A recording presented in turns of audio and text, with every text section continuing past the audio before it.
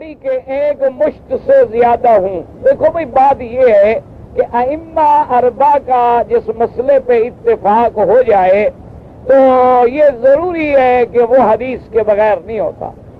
इस तरह हजरत उमर रज़ी अल्लाह तआला अन्हु से भी आया कि वो उन्होंने देखी एक आदमी की दाढ़ी बेतरतीब थी तो उन्होंने ठीक किया उसको। इसी तरह हुजूर सरकार मदीना के बारे में भी आता है कि आपकी दाढ़ी मुबारक जो है चांद की तरह हाला बनाए हुए थी और सीने मुबारक पे आती थी और बाल इधर उधर से ठीक भी आप फरमाते थे।